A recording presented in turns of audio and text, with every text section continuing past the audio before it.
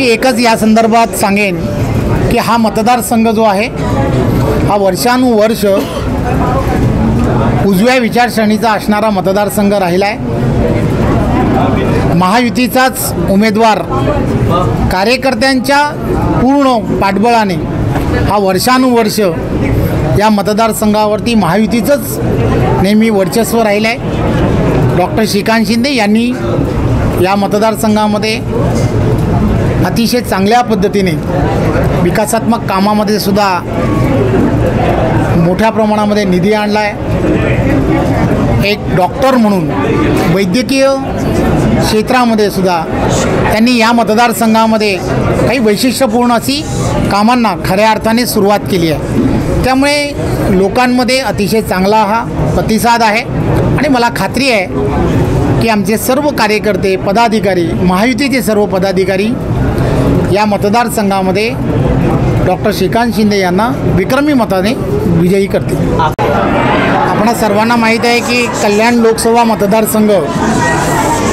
हा येणाऱ्या काळामध्ये NDAच्या माध्यमातून डॉक्टर श्रीकांत शिंदेजी हे या मतदारसंघामध्ये गेली 10 वर्ष लोकसभा खासदार म्हणून काम करत आहेत।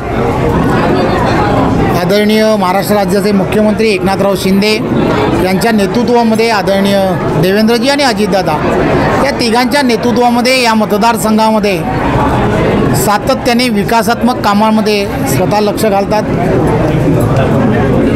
आचारसंहिता लागल्यापासून भारतीय जनता पार्टीच्या सर्व कार्यकर्त्यांमध्ये एक उत्साह आहे।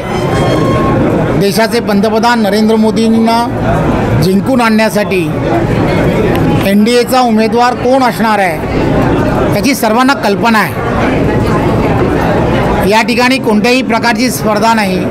डॉक्टर श्रीकांत शिंदेजी हे एकमेव NDAचे उमेदवार म्हणून या ठिकाणी इच्छुक आहेत। त्यामुळे भारतीय जनता पार्टीच्या सर्व कार्यकर्त्यांना काम सुरू करण्यासाठी एक बैठक घेऊन त्यांना सांगणं की डॉक्टर श्रीकांत शिंदे हे महायुतीचे उमेदवार आहेत। आपण सर्वांनी त्यांच्या निवडणुकीच्या कामाला सुरुवात करावी आणि म्हणून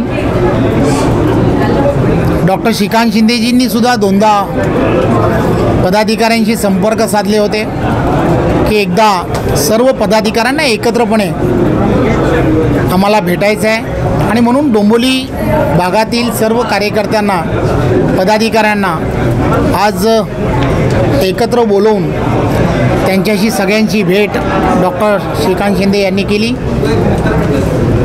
सर्व भारतीय जनता पार्टीचे प्रमुख कार्यकर्ते पदाधिकारी आज या बैठकीला उपस्थित होते।